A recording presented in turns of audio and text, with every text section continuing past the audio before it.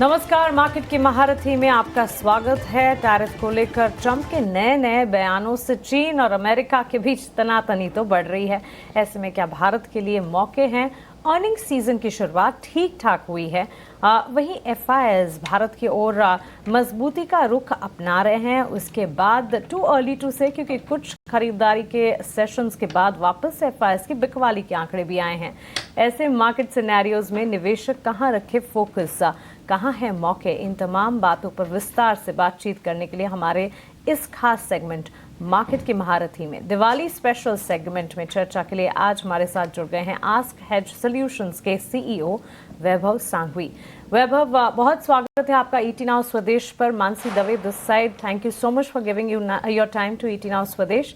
सबसे पहले तो फेस्टिवल ग्रीटिंग्स टू यू। भारतीय बाजार इस वक्त अगर हम देखें काफ़ी इंटरेस्टिंग जंक्चर पर खड़े हैं। अर्निंग सीजन है, अच्छी शुरुआत हुई है आईटी मेजर्स के साथ शुरुआत, and on the face of it ठीक ठाक नजर आ रहे हैं। फेस्टिवल डिमांड का बूस्ट हमें मिल चुका है जीएसटी रेट रैशनलाइजेशन से ही, और वहां से आगे अब कंजम्पशन थीम है जो कि वर्कआउट हो रही है। विदेशी बाजार से उठापटक है जरूर, लेकिन ओवरऑल डोमेस्टिक मार्केट को आप कैसे देखते हैं वैभव? नो, एब्सोल्युटली राइट मानती। और फर्स्ट ऑफ ऑल सभी श्रोताओं और निवेशकों को और आप सभी को फेस्टिवल ग्रीटिंग्स। सेकेंडली, जैसे आपने समराइज किया कि from a domestic perspective GST की बहुत बड़ी सपोर्ट आई है।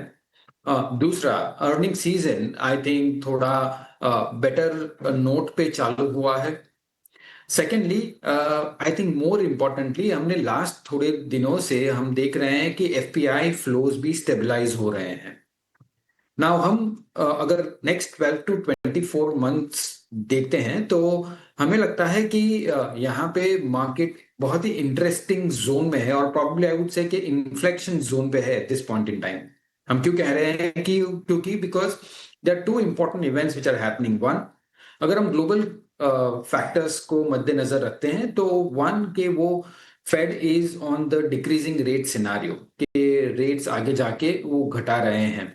और दूसरा जो बहुत ही इंटरेस्टिंग है कि कल एक स्टेटमेंट आया है कि लिक्विडिटी और प्रॉबेबली जो टाइटनिंग क्वांटिटेटिव टाइटनिंग प्रोग्राम जो कर रहे थे 2022 के बाद, वो फेड गवर्नर कह रहे हैं कि हम टुवर्ड्स द एंड आ रहे हैं वो क्वांटिटेटिव टाइटनिंग प्रोग्राम्स को लेके। सो जब भी ऐसा दौर आता है, जब सिचुएशन आती है जब क्वांटिटेटिव टाइटनिंग नहीं हो रहा है और इंटरेस्ट रेट्स डिक्रीज हो रहे हैं, तब हम देखते हैं कि जनरली इमर्जिंग मार्केट्स में फ्लोज काफी बढ़ते हैं। और जब इमर्जिंग मार्केट्स में फ्लो बढ़ते हैं तो इंडिया एक बड़ा बेनिफिशियरी है। और खास करके जब अर्निंग्स रिकवरी की ओर जा रहे हैं तो हमें लगता है कि नेक्स्ट 12 टू 24 मंथ्स मार्केट के लिए as compared to last 12 to 24 months काफी बेहतर रहने चाहिए। Good morning Vaibhav sir, Tripti Upadhyay this side. Sir, मेरा सवाल है एक्विटी से हटकर दूसरे एसेट क्लास की अगर बात करें, सोने और चांदी में लोगों का इन्वेस्टमेंट बढ़ रहा है, तो क्या रिटेल निवेशकों का फोकस अब एक्विटी से हट रहा है? आपकी नज़र में किन सेक्टर्स में अभी वैल्यू इन्वेस्टिंग के बेहतर मौके बने हुए हैं? गोल्ड और सिल्वर की बात करते हैं, कमोडिटीज की बात करते हैं, जनरली रिटेल इन्वेस्टर माइंडसेट यही होता है कि जिसने बहुत ही बेहतरीन किया है लास्ट 12 मंथ्स में, उसी को जाके हम जाके निवेश करें उसमें। इनफैक्ट वो एरोनियस स्टेप रहेगा। Unfortunately at this point in time हम जो भी गोल्ड में तेजी देख रहे हैं वो काफी वो सॉवरेन प्रॉब्ली और सेंट्रल बैंक्स को लेके उसका कारण हम उसका आकलन कर सकते हैं। जब भी ये सॉवरेन बैंक्स या सेंट्रल बैंक्स उसका परचेज बंद कर देंगे तो पॉसिबिलिटी है कि वो थोड़ा एक अगली फेस आ सकता है, बट वी डोंट नो कि वो पीरियड कब तक रहेगा। So in absence of a fundamental asset class जो डिविडेंड पे नहीं करता है, जो जनरेट नहीं कर रहा है कोई इनकम, वो सीमित रखना चाहिए from a overall portfolio allocation से। लास्टली, जैसे आपने कहा from a sectoral perspective, I think अगर नेक्स्ट 12 टू 24 मंथ्स देखते हैं तो हमें लगता है कि प्राइवेट बैंक्स एक आध दो क्वार्टर्स में बॉटम आउट हो जाएंगे, बट बड़ी बड़ी स्टोरी रहेगी consumption for the next 12 to 24 months. So portfolios skew towards consumption, to some extent private banks going forward, और काफी बेहतरीन स्ट्रक्चरल थीम्स भी है including your defence and reforms related, जो यहाँ से अच्छे रिटर्न्स दे सकते हैं। एब्सोल्युटली स्ट्रैटेजिकली मार्केट को इस वक्त हमें देखना होगा और रणनीति भी टैक्टफुली बनानी होगी, लेकिन आने वाले 12 से 24 महीनों के लिए थीम्स ढेर सारे हैं जो कि वर्कआउट करते हुए दिखेंगे। जब सेक्टर स्पेसिफिक मार्केट होने वाला है वैभव, तो फिर कौन से प्रेफर्ड सेक्टर्स हैं आपके फोकस रेडार पर, और हमारे माध्यम से आपको सुन रहे हैं मार्केट पार्टिसिपेंट्स के लिए एक एडवाइस, पीस ऑफ एडवाइस भी अगर आपकी तरफ से, बिकॉज इस वक्त जो कन्फ्यूजन जहन में मार्केट पार्टिसिपेंट्स और व्यूअर्स के चलता है वो है कि लार्जर प्लेयर्स के साथ रहें या छोटी मजौली कंपनी के साथ जाएं, मिड कैप स्मॉल कैप पर कितना भरोसा करना है। एंड येट अगेन हम देख रहे हैं आईपीओ मार्केट में भी इतना ज़्यादा रिस्पॉन्स, इतना ज़्यादा एक्शन इन दिनों नज़र आ रहा है। नहीं, एकदम सही बात कही आपने, बिकॉज अगर हम देखें तो longer term market movements strictly follow करती है earnings story generally. Of course in between थोड़ा यूफोरिया हो सकता है और या थोड़ा डिसअपॉइंटमेंट हो सकता है, but overall longer term perspective से you will generally follow the earnings. Now अब हम लास्ट 12 to 24 मंथ्स देखें तो हमने देखा है कि specially in the last 12 months earnings काफी सबड्यूड हुई है और उनके ग्रोथ रेट्स घटे हैं। Of course there were many reasons behind it, but as we see from now onwards हमें लगता है या 1 या 2 क्वार्टर के बाद आई थिंक अर्निंग्स की काफी अच्छी रिकवरी आ सकती है। और उसका कारण, महत्व का कारण यही है कि जिस हिसाब से गवर्नमेंट का सपोर्ट रहा है कंजम्पशन एज ए सेक्टर पे, जहां पे इनकम टैक्स रिड्यूस किए हैं, डिस्पोजेबल इनकम बढ़ाई हैं और जीएसटी कट्स किए हैं, I think all in all government is very focused with respect to all the arms including your central bank, जो कंजम्पशन एज ए सेक्टर को बूस्ट करने के तत्पर है। सो हमें लगता है कि ये सेक्टर में काफी अच्छी अपॉर्चुनिटीज मिलेगी आपको नेक्स्ट 12 to 24 मंथ्स। अगर हम साइकिल देखते हैं तो it starts with a consumer discretionary and over a gradual period of time moves to consumer staples, but discretionary से चालू होकर हमें लगता है कि ये एक सेगमेंट है जो अच्छा रिटर्न दे पाएगी गोइंग फॉरवर्ड।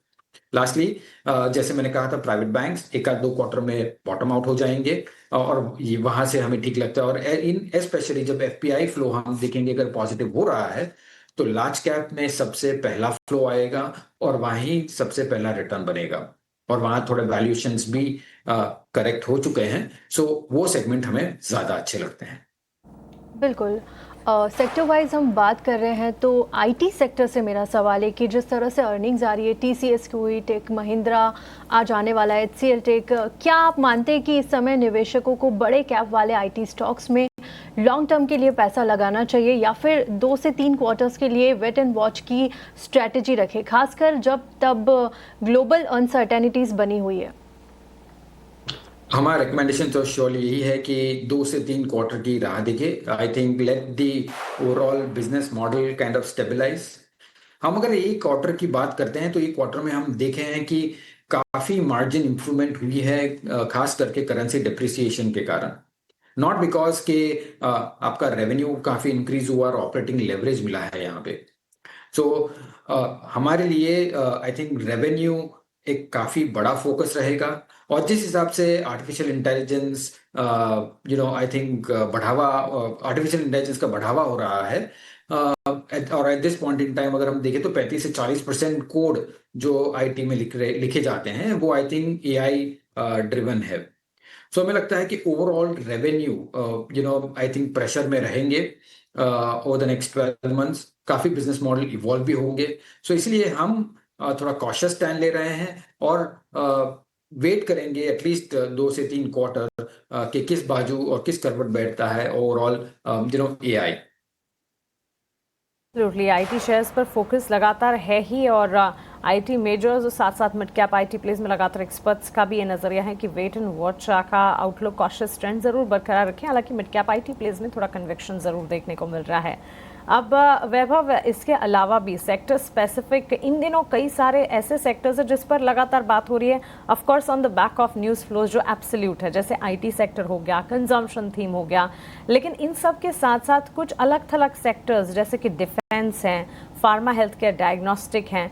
ऐसा नहीं है कि यहाँ खबरें नहीं हैं, लेकिन कंजम्पशन और आईटी में खबरें इतनी ज़्यादा हैं कि उन पर ज़्यादा चर्चा हो रही है। How do you see these sectors? अब फार्मा की ही बात करें, सब सेक्टर्स कई सारे हैं, जस्ट नॉट फार्मा, लेकिन इसमें pharma, health care, diagnostic, hospital, CRAMS, CDMO, क्या कुछ नहीं है? कैसे देख रहे हैं इन अलग थलग सेक्टर्स को आप? सी इन अ वे आई थिंक अगर यूएस का एक बड़ा वेरिएबल है जो नहीं रहता है, तो I think pharma in absence of एक बड़ा ड्रग था जो रेवलिमिड करके था, आई थिंक उसके कारण हमने काफी इम्पेटस देखा था अर्निंग्स में for the last 1 to 2 years। I think वो इम्पेटस थोड़ा कम हो रहा है, और ऐसी कंपनियां देखनी होगी जहां product profile, product approvals very diversified है, और आगे जाके हम देख भी सकते हैं। So from a generic perspective US एक बड़ा वेरिएबल है।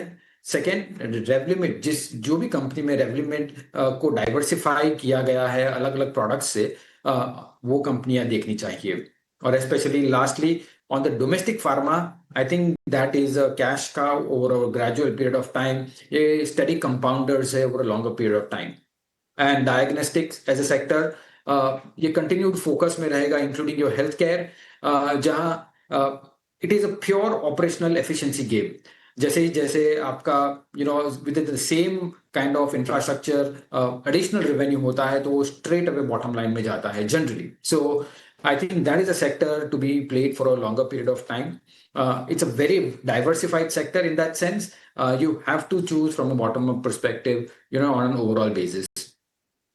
वैभव, बहुत शुक्रिया आपका हमारे साथ जुड़ने के लिए, सवालों के जवाब देने के लिए, और भारतीय बाजार पर विस्तार से अपने फंडामेंटल टेक्स हमारे साथ शेयर करने के लिए। Once again festival greetings to you and your family, और फिर से हमारे साथ जुड़ने के लिए शुक्रिया। Have a nice day to you. Thank you. और चलिए इसी के साथ 10 के बाजार मार्केट की महारथी को हम यहीं समेटने जा रहे हैं। फिलहाल मुझे और तृप्ति को दीजिए इजाजत, लेकिन ब्रेक के उस पार मार्केट का एक्शन लगातार जारी है। आप बने रहें हमारे साथ। नमस्कार।